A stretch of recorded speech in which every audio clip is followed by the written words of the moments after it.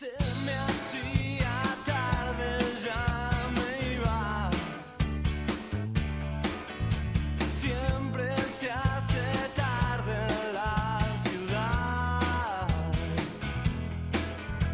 Cuando me di cuenta estaba vivo. Bienvenidos a este último programa del 2024 de Una Feria Política. Yo soy Tina Feria, estamos acá para compartir temas de la actualidad, de la política, de la sociedad civil. Hoy te vamos a presentar los grandes temas que hemos tratado durante todo el 2024 en esta temporada. Vamos a hablar de los mejores temas de la educación, de la ciudad, del peronismo, de la crisis educativa universitaria, la voz de los estudiantes, la voz de los trabajadores, críticas de Milei acerca de la oposición, con la oposición, críticas a Puyaro de la oposición y las distintas opiniones de la reforma constitucional. Vamos a presentarte el primer bloquecito que se trata acerca de las diferentes visiones sobre la educación. Bien, y te pregunto, ¿cómo encontraron el tema de gestión en el cambio, no? ¿Cómo lo encontraron digamos, desde tu punto de vista? Nosotros, sí, la impronta que le impone tanto el gobernador como el ministro es una impronta de estar en el territorio, caminar las escuelas, estar. El gobernador Puyaro y el ministro José Goiti están todo el tiempo en distintos lugares, las reuniones de gabinete se hacen por toda la provincia de Santa Fe, o sea que eso hace que haya una exigencia y de poner en movimiento el Estado. Y cuando te digo poner en movimiento el Estado es lo que estamos tratando de hacer. En el caso del sistema educativo, creo que algo vos mencionaste en el editorial, realmente este es el primer año con cierta normalidad completa. tal cual. Y creo que el gran desafío que nosotros tenemos es, en primer lugar, mirar para adelante y garantizar la continuidad pedagógica, porque eso es lo que nos permite ponerle el acento a la impronta que nuestro ministro siempre plantea, que es el tema de los aprendizajes. Sin continuidad pedagógica es muy difícil garantizar los aprendizajes. Entonces, lo que nosotros estamos tratando de garantizar, mirando para adelante, ¿sí?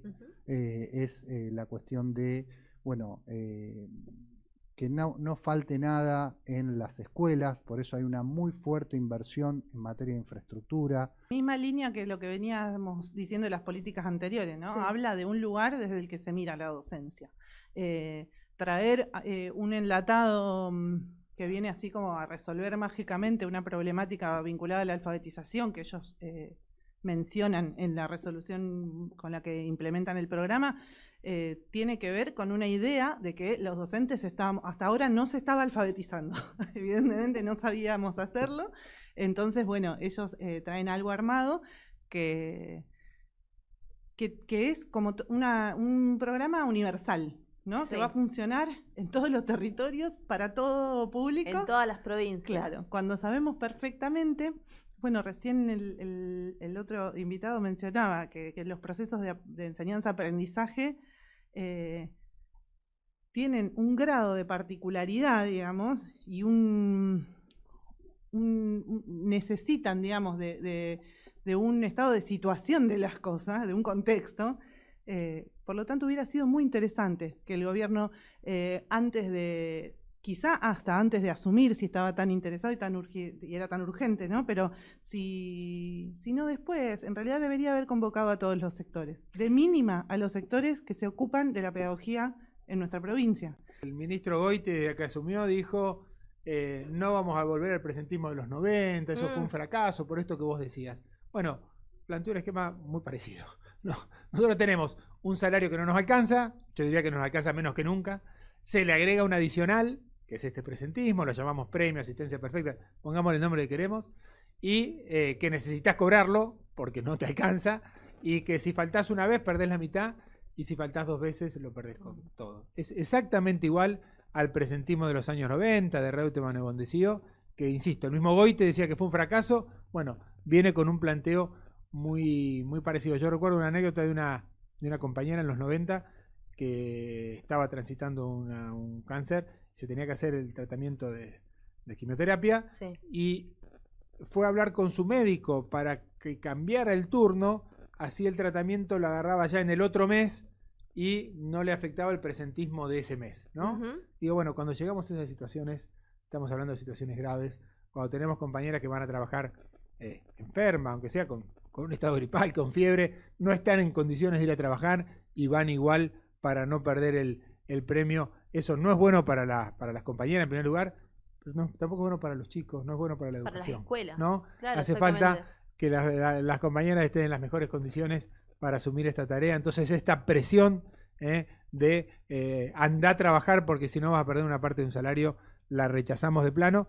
Y me parece que también es parte de la discusión, porque cuando el gobierno imponía los acuerdos paritarios durante el primer semestre y decía, bueno, pero no hay más plata que eso, y de pronto apareció plata para este supuesto premio, es que bueno, nos están escondiendo los números, que ese dinero vaya como debe ser al básico del docente, del salario de cualquier docente, es lo que venimos reclamando. De acuerdo, Cristina, es eso, es exigirle a los gobiernos que, en primer lugar, dejen de hablar de la educación en campaña, como ha hecho Puyaro, por ejemplo, y después no cumple nada de lo que promete, y más bien vienen y están casi teniendo toda una política de destrucción de la escuela pública. Probablemente estemos en el peor momento de la escuela pública de la historia. O sea, nosotros podemos reflejar lo de Rosario, lo de la provincia de Santa Fe, pero hay que también hablar de cómo está la educación pública a nivel país. nación, sí. Entonces, hay que ser concreto en ese sentido. Vayamos por un plan, y es lo que exigimos desde el gremio y las agrupaciones que peleamos por una educación pública de calidad, en donde el presupuesto es clave para poder no solo arreglar las escuelas, sino también garantizar mayor cantidad de cargos, mejores salarios. Los docentes y las docentes hoy, en toda la provincia de Santa Fe, trabajando un cargo, que es lo que exigimos para poder incluso rendir pedagógicamente como corresponde, estamos todas y todos por debajo de la línea de pobreza. Imagínate que hace 6, 7 años había un porcentaje y nosotros luchábamos para que nadie esté por debajo de la línea de pobreza. Bueno, hoy el 100% de la docencia, aún con la mayor cantidad de antigüedad, estamos por debajo de 900.000 pesos. Entonces, los reclamos son un montón, la infraestructura es clave, pero bueno, es un cúmulo de cuestiones que tanto Milei como Puyaro han venido decididamente a destruir. Nos quieren casi esclavos en la gente. A esta altura es una vergüenza de la provincia de Santa Fe. Como decías vos, somos la única provincia que no tiene, y la ley que está vigente tiene más de 70 años. Más de 70 años. Lo que cambió la educación, Sí, lo que cambiaron las juventudes, lo que cambiamos los docentes. Es una vergüenza. Y bueno, tuvo 2 veces media sanción por la Cámara de Diputadas y Diputados. La volvimos a ingresar este año para que tenga estado vigente legislativo y que podamos finalmente darle una sanción. Es importantísimo tener ley porque establece políticas a largo plazo. En la educación lo que más necesitamos es que las cosas se sostengan en el tiempo. Las que dan resultado, por supuesto, las que no, hay que ir variando, cambiando, aprendiendo, desaprendiendo. Sí. Mejorando permanentemente, pero las que dan resultado hay que sostenerlas por años para ver finalmente un efecto en las distintas generaciones. En este segundo segmento te vamos a hablar acerca de las diferentes visiones de la ciudad de Rosario. Acá te muestro todos los que pasaron por una feria política en este 2024. La ciudad. La veo mala la ciudad. Y la verdad que lo que yo lamento profundamente, y lo hago como una crítica política, es que el intendente Hapkin, que tuvo la enorme posibilidad que la ciudadanía de Rosario le ofreciera, le propusiera volver a conducir a esta ciudad por 4 años, no está haciendo una buena gestión. No está haciendo una buena gestión porque básicamente creo que no dialoga con la ciudadanía, ¿no? Vos ves obras muy esporádicamente, alguna obra sueltita en los barrios, pero realmente las últimas obras se hicieron con las dificultades que tuvimos, se hicieron con la gestión del gobierno nacional de Alberto y de Cristina, y la gestión provincial de Perotti, que tuvo también incorporación de obra pública.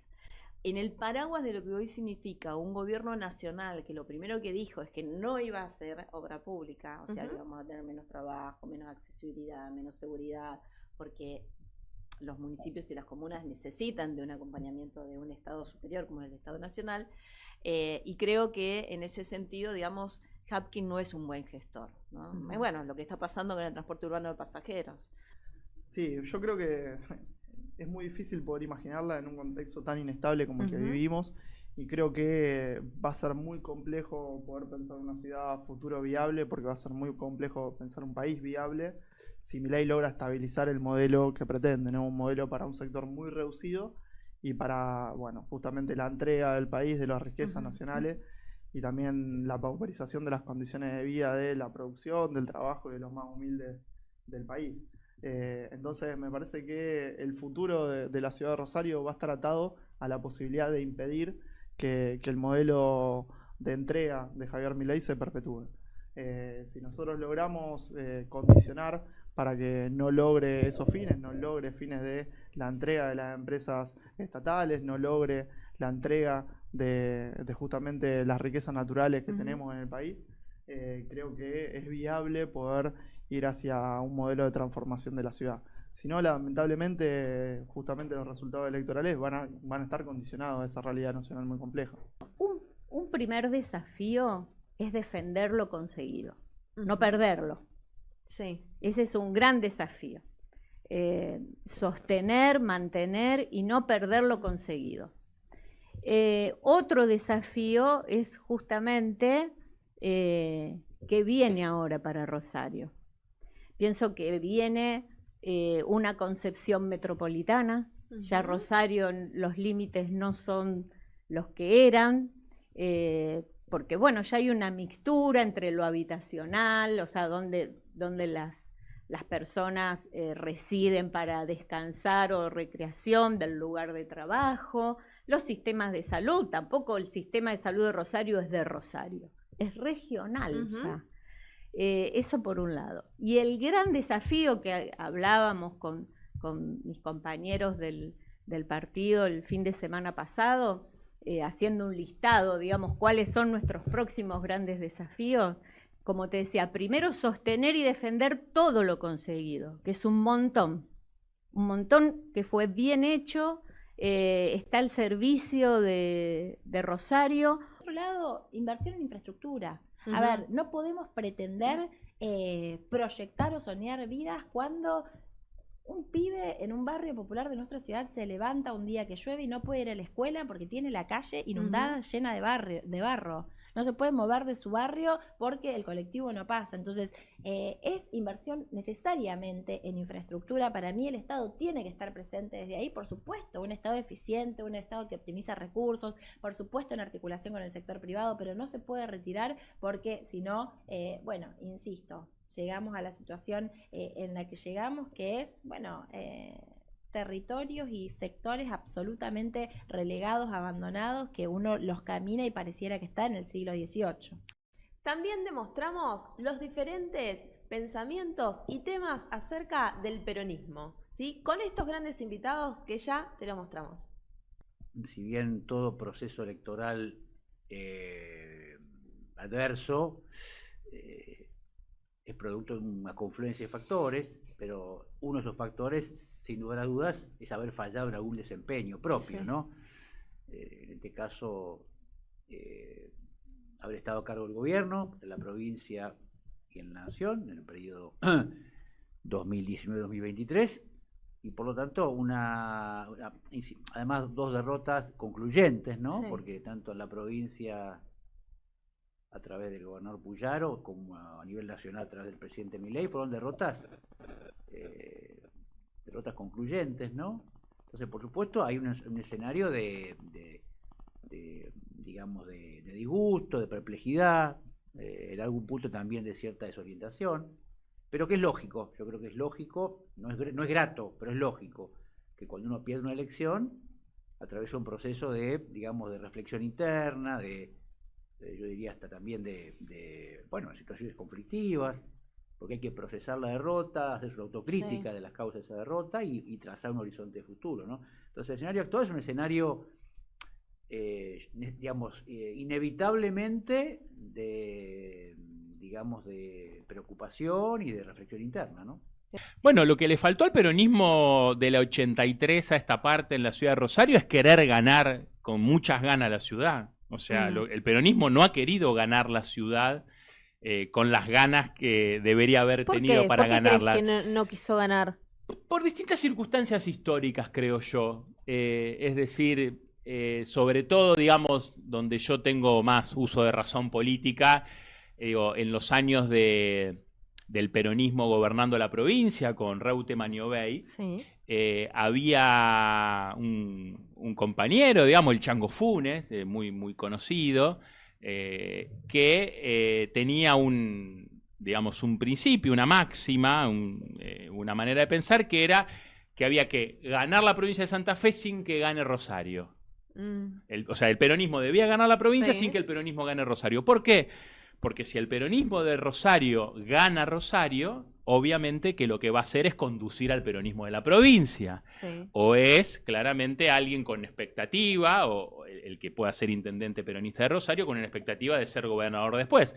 Entonces, lo que se quería desde el peronismo santafesino era que el peronismo de Rosario no crezca. Y durante los 16 años que gobernaron Reutemann y Obey, bueno, se le puso el pie encima al peronismo rosarino. Eso yo podría criticar a Reutemann y Obey, pero en realidad no, hago un análisis. Lo que yo digo es por qué los peronistas de Rosario dejaron que el peronismo de Santa Fe conduciese a todo el peronismo de la provincia, inclusive el de Rosario, que Rosario es la ciudad más importante de la provincia. Después de esa etapa, que es la etapa donde yo empiezo a tener un protagonismo vinculado a ser concejal y candidato a intendente, bueno, lamentablemente nunca hubo una estrategia ni nacional, ni provincial, ni siquiera, digamos, insisto, local, con fuerza para ganar la ciudad. Es decir, siempre nos faltó pensar directamente la ciudad, ¿no? Y esto es una cosa que muchas veces pasa en las mismas organizaciones políticas, en distintas organizaciones políticas que terminan viendo la cuestión nacional generalmente, ¿no? ¿Qué es lo que pasa a nivel nacional? Y no se preocupan quizás que no está pasando el colectivo, o que hay un basural, o que personas que nosotros tenemos que defender viven en las peores condiciones. Entre las nuevas generaciones hay dirigentes muy valiosos, y entre las viejas también, no voy a dejar a los viejos de lado, y menos a las viejas. Pero no, hay generaciones de viejos y de jóvenes sobre todo. Hablo de jóvenes porque son el futuro, son los que tienen más perspectiva para adelante, ¿no? Creo que hay dirigentes muy importantes. Y bueno, creo que hay que organizar el peronismo para permitir que estos dirigentes se pongan a la cabeza y propiciar así una batalla contra esta destrucción de la cultura nacional y del proyecto nacional. Todos los gobiernos que hubo, del color político que fuere, fueron incumpliendo de alguna manera las propuestas que planteaban en las campañas electorales. Sí. Y eso es lo que hacía alejarte de la gente. Y cada día se fueron alejando más de los intereses de la gente, del pueblo en su conjunto. Y eso llega a un momento donde fundamentalmente te dejas de querer y por otro lado perdés esperanza. Y creo que, bueno, el último gobierno del peronismo con Alberto Fernández no fue un gobierno bueno, fue un gobierno con debilidad política y que claramente mantuvo si querés, esa dinámica que venía del 2000, desde la vuelta a la democracia. Y bueno, y la gente se cansó, creo que no es algo raro, y más los sectores populares, que son aquellos a los cuales el conjunto de la dirigencia política está aislada. En este cuarto segmento te vamos a mostrar acerca de los trabajadores públicos, ATE Rosario y ANSAFE Rosario. Hoy el ministro de Seguridad envió la policía dentro del sindicato con la excusa de que nosotros habíamos pedido protección. ¿Cómo vamos a pedir protección de la mano de policías que irrumpen de manera violenta en los domicilios de los compañeros? De ninguna manera, nosotros no pedimos nada, pero ellos se están amedrentando. Es un palo para el sindicato, para el sindicalismo.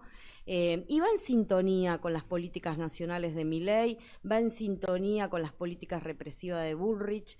Se está discutiendo la esencialidad de la educación y Puyaro avanza varios pasos más adelante, ¿no? Que es metiendo el presentismo a la docencia, metiendo una reforma previsional que eleva la edad jubilatoria a las mujeres. Venimos del encuentro plurinacional de mujeres y disidencias en Jujuy, y Puyaro lo que hace es asumir una actitud misógina frente a las trabajadoras, que en su mayoría, tanto estatales como docentes, somos mujeres, y nos eleva la edad jubilatoria, le pone un impuesto a las jubilaciones, porque es un impuesto a las jubilaciones, a tantos años de aporte, en una supuesta solidaridad que las jubiladas y los jubilados tienen que poner más plata en la caja de jubilaciones. Es una locura, mientras dejan que se sigan fugando miles y millones de capitales por los puertos, mientras las multinacionales acá no pagan ni un peso, no les cobran los impuestos que tienen que cobrar.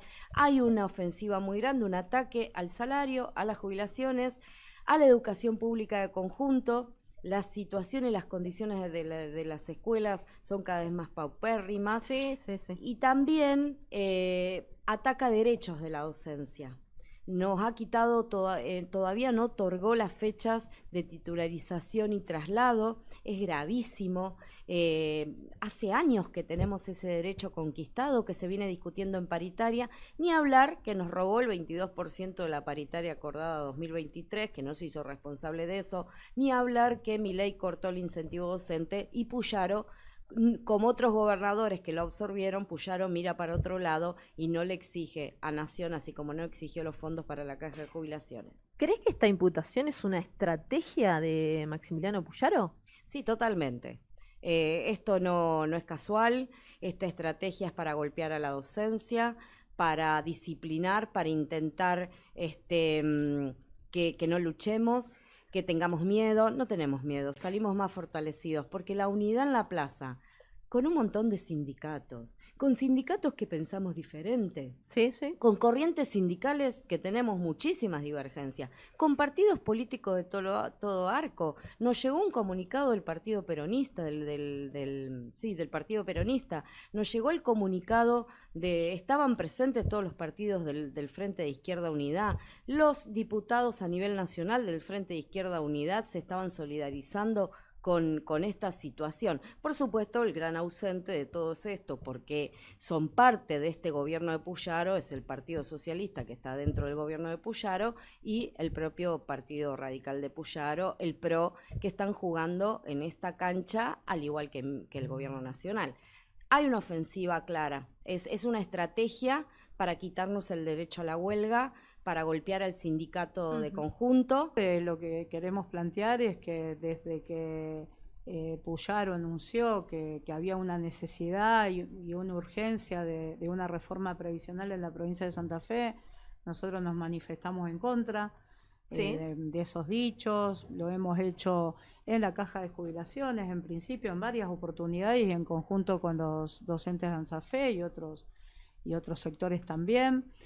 Y fuimos también a la legislatura cuando tuvo tratamiento, tanto en el Senado como en diputados y diputadas, y la presencia nuestra tenía que ver con que considerábamos que si se aprobaba esta reforma previsional era un retroceso muy importante de derechos previsionales de los trabajadores y trabajadoras, tanto estatales, pero no solamente de los activos, sino también de los jubilados y jubiladas, porque esto nos involucraba a todos y a todas, porque desde el primer punto planteado era que paguemos más, y esto recaía directamente en el bolsillo de los trabajadores y trabajadoras, y encima con una paritaria que ya había cerrado la baja, se nos sumaba que teníamos que aportar un punto o 2 puntos o hasta 6 puntos más de nuestro salario, y la verdad que es insostenible. Y no solamente eso, sino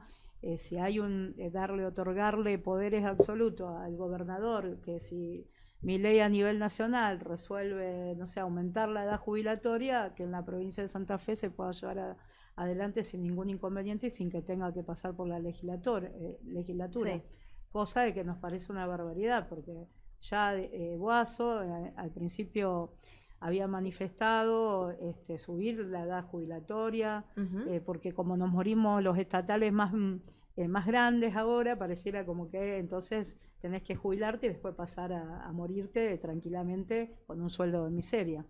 Así que bueno, parece que eso, que ni siquiera podés disfrutar de tu jubilación, y cuando aportamos más de 30 o en algunos casos 40 o hasta 50 años, porque esto tiene que ser es un sistema solidario, y así lo queremos y así lo queremos sostener.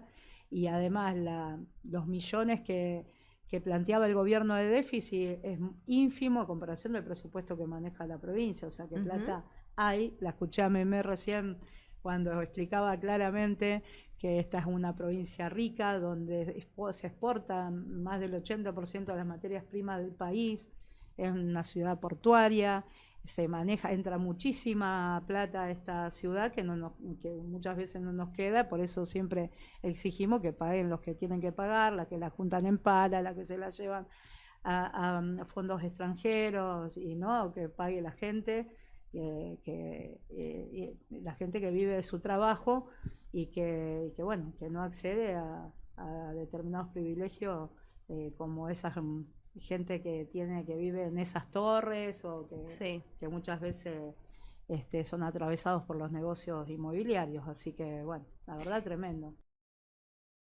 Como no podía faltar, a nivel nacional te vamos a mostrar las diferentes críticas de la oposición a Javier Milei.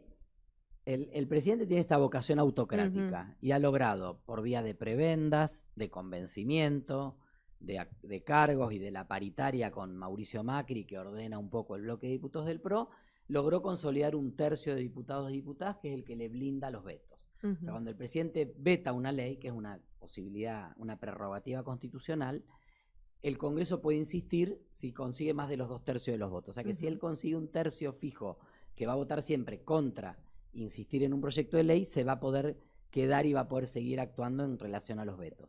Bueno, eso es parte de la política, de lo peor de la política, de lo que este presidente dijo que venía a cambiar de la política, porque es la prebenda, es el cargo. Digo, Macri dijo, bueno, ahora sí me senté con Santiago Caputo y me dieron los cargos en energía y me van a dar cargos en economía y no sé dónde, listo, ahora sí lo apoyo.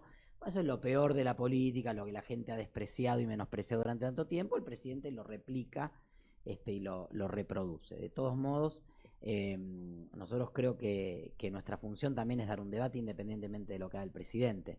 Quedó claro y contrastante qué proyectos políticos defienden la universidad pública o los jubilados y cuáles no.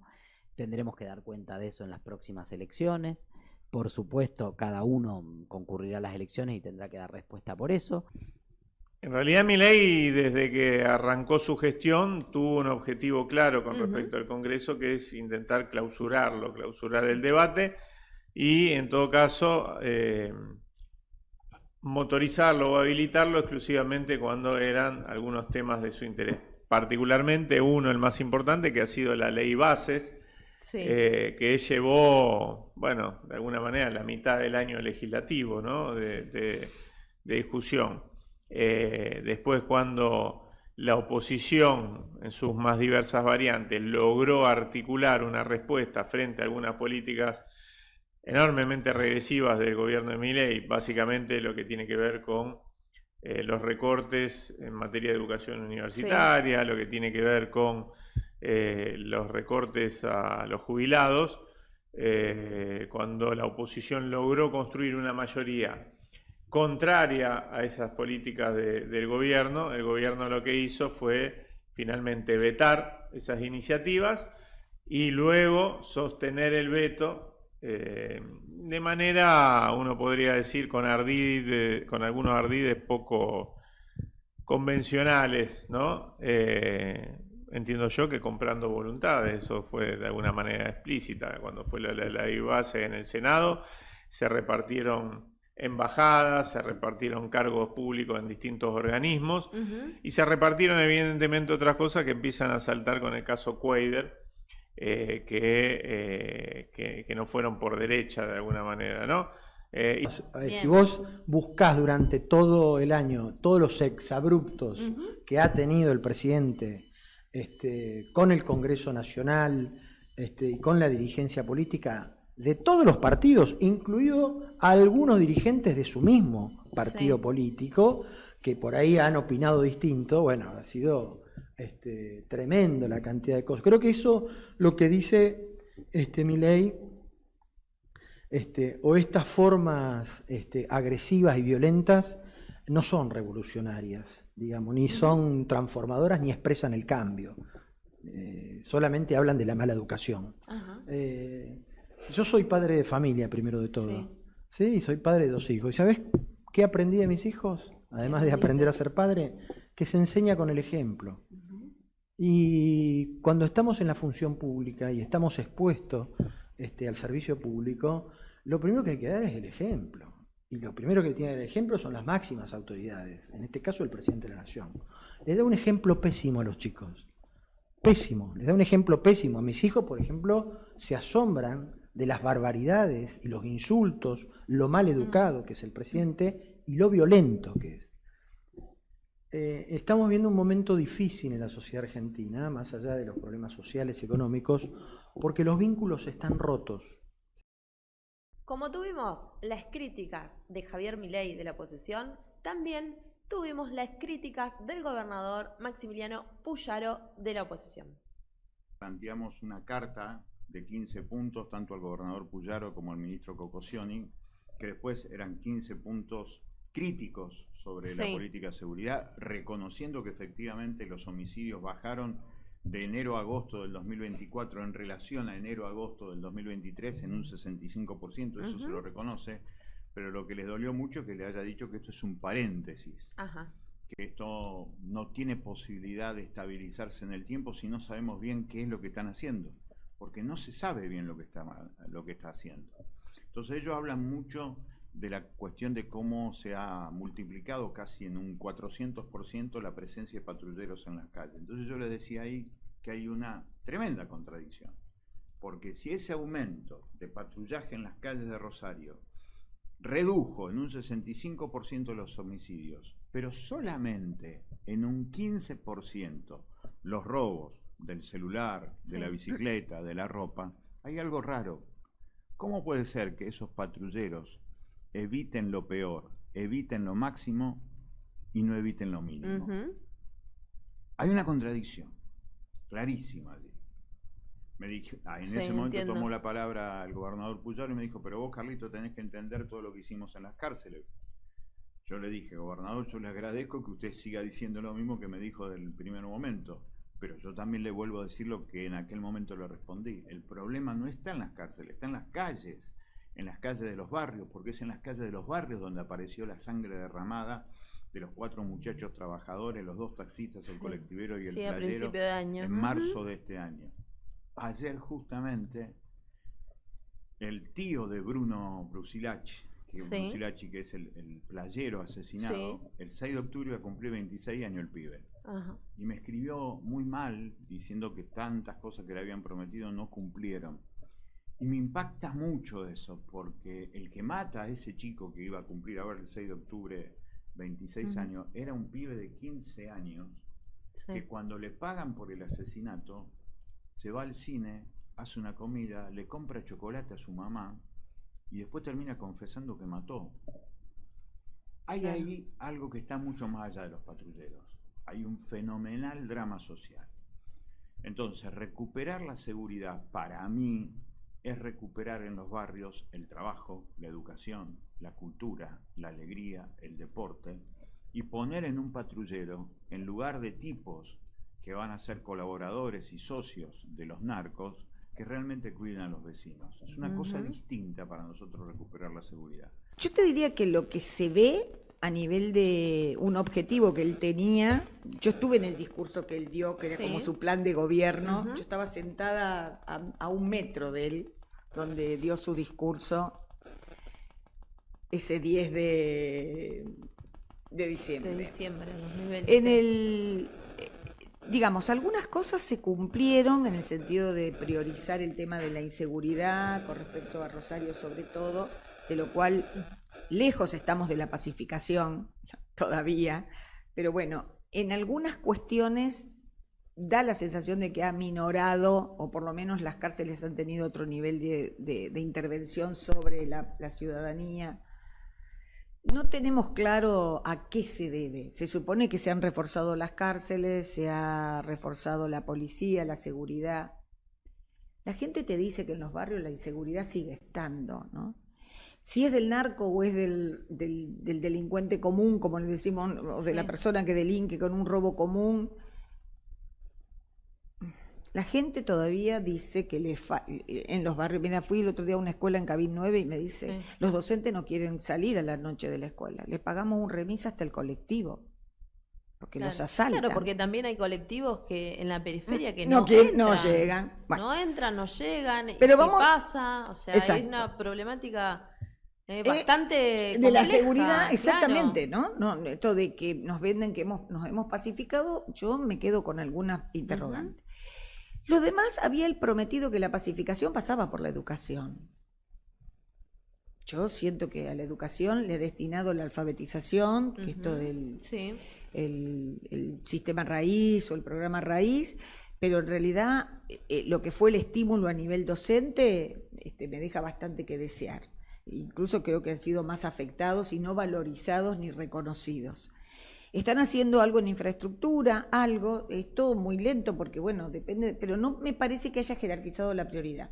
Lo otro es, vos sabés que nosotros teníamos billetera Santa Fe, que no sé si se acuerdan, que de alguna manera aliviaba el bolsillo de la gente. El argumento estaba en el presupuesto para este año, pero decidieron, y esto lo hemos discutido incluso con su ministro de Economía, o su secretario de Economía, dijeron que iban a revisar porque había gente que tenía dinero y que sin embargo usaba la billetera. Pues dijo, bueno, pero mientras ustedes revisan, porque no se la dejan, porque hay mucha gente que con esto activó el comercio del barrio empezó a tener beneficios por tener esta posibilidad de usar la billetera. No había más consumo, ¿crees? Bueno, había 51 millones de pesos, 51.000 millones de pesos para la billetera, desaparecieron. O sea, ni se utilizaron y hoy la billetera estaba arreglada solamente entre el banco y el proveedor, el comerciante o el empresario. No pasa el gobierno por esta cosa. Y me parece que era necesario que el gobierno mantuviera esta política de ayuda económica para la gente. Mira, ha sido nefasto. Realmente cuando uno tiene que sacar una conclusión, tal vez lo único para discutir es el tema de la seguridad, ¿no? Sí. Creo que la ciudadanía tal vez valora ese aspecto. Del resto de la gestión no hay nada para decir. Accidentes en las rutas con siniestros fatales permanentemente, no ha habido plan de obra pública, no ha habido vivienda. Bueno, en materia educativa hablamos bastante. Los hospitales colapsados, el otro día veíamos como un paciente con dolores renales era reducido por la policía porque, bueno, le estaba pegando a personal de salud, cosa que tampoco está bien, obviamente, pero en un cuadro, ¿no?, de catástrofe de los hospitales provinciales. No, y horas de espera en cualquier hospital que vas a una guardia con una urgencia. Así es, y no hay ni un paracetamol, y todos los médicos monotributistas precarizados, enfermeros que siguen siendo no reconocidos como profesionales, a pesar de que hay una ley en la provincia que reconoce que sus tareas son profesionales, hasta el día de hoy están reclamando que se aplique eso. Bueno, está el tema de la seguridad, me parece que ese es el punto, tal vez, que la ciudadanía valora, pero hay que tener cuidado con los espejismos, porque hoy no hay tantas balaceras como antes, es cierto. Se ha desmantelado el narcotráfico para nada, se ha reconfigurado el negocio. El otro día vimos como un narco fusilaba por la espalda a una persona en un kiosco de La Recoleta, en Ciudad de Buenos Aires, y luego se descubre que ese fusilamiento tenía que ver con una banda rosarina. Es decir, se va desplazando el funcionamiento de las bandas entre distintos sectores de nuestro país, y entonces, bueno, esto no es una cuestión que se está resuelta. Tuvimos el crimen de Pillín Bracamonte, que también no ha sido esclarecido, luego de eso una serie de asesinatos. Es decir, creo que acá el tema es bastante de fondo. El gobierno logró poner un paño frío frente a una situación que era absolutamente terrible. Empezamos el año con el fusilamiento de un colectivero, de 2 taxistas, se suspendió la marcha del Día de la Mujer por esta situación, pero el control que han establecido ahora es un control muy precario. Yo por eso ponía estos ejemplos, y por otra parte un costo muy alto, porque si vos circulás por Rosario sin DNI, terminás detenido, y el otro día salió esta estadística en el diario La Capital, que de las 40.000 personas demoradas por no portar DNI, se había descubierto que solamente 4 tenían algún tipo de antecedente penal. Claro. Entonces te paran por usar gorra, por ser morocho, por venir del laburo un poco sucio, bueno, por portación de cara. Y esa reforma previsional entiendo que es una línea de ajuste donde se le mete la mano a los trabajadores de esta provincia, a los maestros, a las maestras y a los jubilados y a jubiladas en sintonía con lo del gobierno nacional, una vez más. Y lo que vino después fue terrible. La persecución a los docentes, llevar maniatado de la manera que entró la policía a perseguir a quienes estuvieron allí ese día, detenerlos 2 días esposados, cómo fue el allanamiento o la entrada fue muy violenta, fue toda una apuesta para amedrentar, ¿no? Creo que eso es lo que está buscando, ¿no? Amedrentar, lo mismo, ¿no? Como una seguidilla de la policía provincial. Ayer persiguiendo a los estudiantes secundarios de La Gurruchaga, hoy poniendo un patrullero en la puerta de la escuela Nigeria Soria, preguntándole a los estudiantes, vos estás en el centro de estudiantes, dame el DNI. Bueno, estamos viviendo realmente una persecución como se vio en las peores épocas de nuestra historia argentina, y esto que decía, lo del fascismo, no como una idea solamente, sino como una práctica, me parece que se quiere instalar aquí en la provincia. Porque ellos necesitan hacer pasar un ajuste con mayor velocidad y por lo tanto necesitan pasar la represión con más velocidad, pero el pueblo santafesino demostró ya más de una vez que no le va a ser sencillo. Está clarísimo. O sea, acá los medios más grandes de la provincia están todos pagos, pero está en el diario, ni siquiera le ponen una pauta gigantesca. A mí me han contado que en un medio una locutora tuvo la osadía de hacer una pregunta a un policía de cuánto cobraba. El gobernador llamó por teléfono al dueño del medio y lo suspendieron al productor del programa, a ese nivel. Entonces vemos en el litoral, en la capital, que salen encuestas donde Puyaro tiene 75% de buena imagen. Yo la verdad que no conozco a nadie que lo quiera Puyaro. El tipo hasta la cara, tiene cara de diabólico, ¿entendés? No puede nunca. ¿Por qué inventan todo eso y lo ponen en un diario? Bueno, esto es lo que pasa. Para cerrar esta temporada 2024, no podía faltar las distintas opiniones de este gran tema de la reforma constitucional. Mira, es una reforma reaccionaria. Nosotros tenemos en este punto una diferencia total, no solamente con Puyaro, sino con todos los bloques políticos, con el peronismo, con el socialismo, con el bloque de del Frade. Todos han salido a plantear que la reforma era necesaria porque la Constitución santafesina es de 1960, es una de las pocas que no se ha reformado, y entonces que habría una necesidad de actualizarla. Ahora, cuando uno va al contenido concreto, la actualización consiste en habilitar la reelección de gobernador. Santa Fe y Mendoza son las únicas 2 provincias que no tienen reelección, y luego esto se quiere maquillar con incorporación de tratados internacionales a la Constitución provincial y cuestiones por el estilo, que independientemente del análisis que habría que hacer, por ejemplo, Pacto de San José de Costa Rica establece la concepción como inicio de la vida, y es un principio contra el derecho al aborto que hoy es ley en la Argentina, pero más allá de eso, esos pactos están en la Constitución Nacional, es decir, son de aplicación obligatoria en el territorio del país, y entonces acá el único punto de fondo es habilitar que Puyaro pueda ser reelecto dentro de 3 años. No tenemos mucho tiempo para presentarle a la sociedad quiénes quieren ser constituyentes y qué quieren hacer para la Constitución. Porque como bien dijiste, el problema es que la gente no sabe qué lleva una Constitución adentro. Suponete que me diga, no sé, quiero que me deje adoptar mascotas, por decirte una cosa, que me deje adoptar mascotas o ponerle el apellido. Eso no está en la Constitución. O sea, hay cosas que se pueden pedir como derechos que son leyes, no Constitución. No sé si se entiende. Sí, entonces, imagínate en el área de la salud. Los extremos, ¿no? Bueno, el comienzo de la vida y el final de la vida. Está bien que nosotros estamos dentro del marco de la Constitución Nacional, Ujú. no nos vamos a poder salir de la Constitución Nacional, pero bueno, es delicado, es muy delicado, y me parece que no estábamos para mirar tan finito, no estábamos para preocuparnos tanto de esto, cuando en la Constitución que tenemos es muy amplia, y daba marco a que uno pudiera pensar en los trabajadores, que pudiera pensar en las diferencias educativas, que pudiera asegurar la educación superior. Había cosas que se podían establecer con la ley que tenemos. Pero bueno, vamos a la reforma. Vamos es a la inevitable. reforma. Porque si bien no soy diputado provincial, soy Sí, sí, alguien que tal está cual.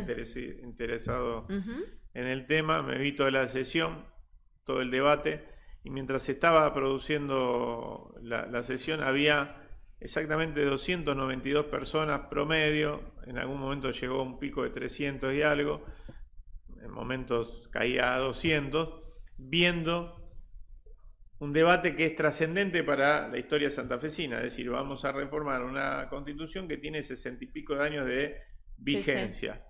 Un momento histórico. Un momento histórico, y había 292 personas mirando. Posiblemente esas 292 éramos los que estábamos acá, dirigentes políticos, periodistas y no mucho más.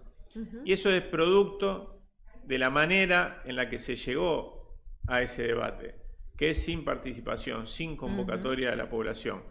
El gobernador tiene amplia mayoría en las dos cámaras. En una de ellas, de hecho, tiene los 2 tercios necesarios para tenía los 2 tercios necesarios para no depender de otra fuerza política. En la Cámara de Diputados le faltaban algunos que terminaron apareciendo. No era necesario abrir la discusión en diciembre, ya en extraordinaria, o la última semana de ordinarias, para en 3 días, en encuentro de 2 horas cada día, terminar de liquidar la discusión.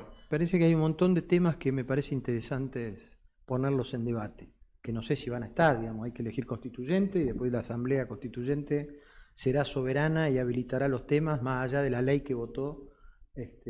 Va a haber una discusión ahí, ¿sí? Si la convención es soberana y puede debatir cosas más allá de la ley que habilitó reforma en temas muy puntuales.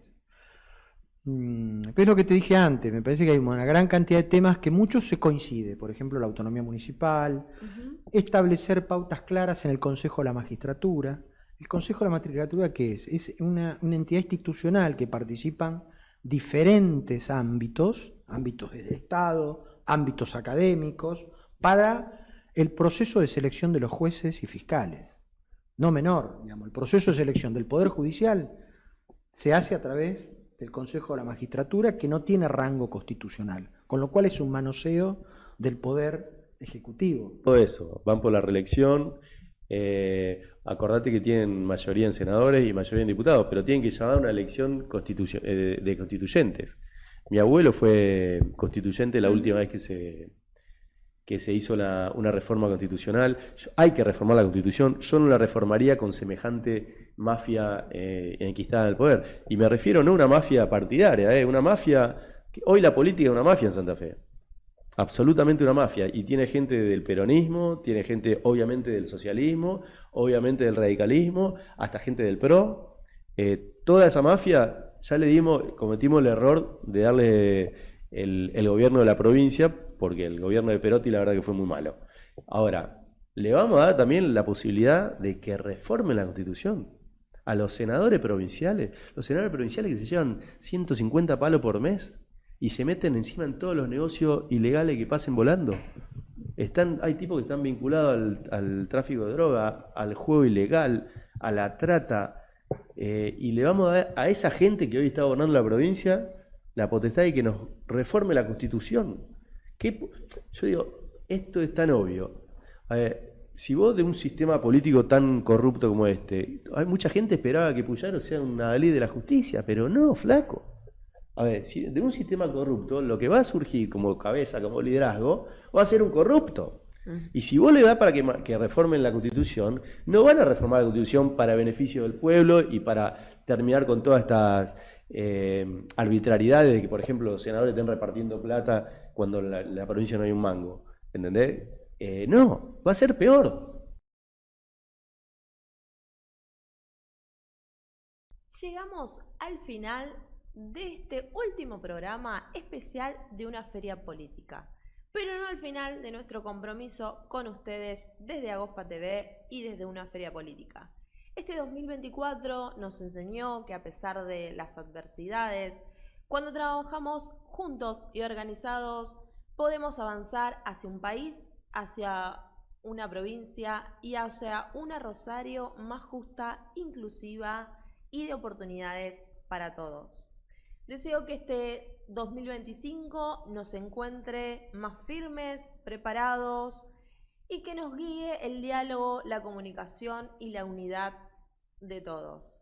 Les voy a mandar un beso y un abrazo grande. Gracias por acompañarnos. Esto fue Una Feria Política. Nos vemos la semana que viene en el 2025.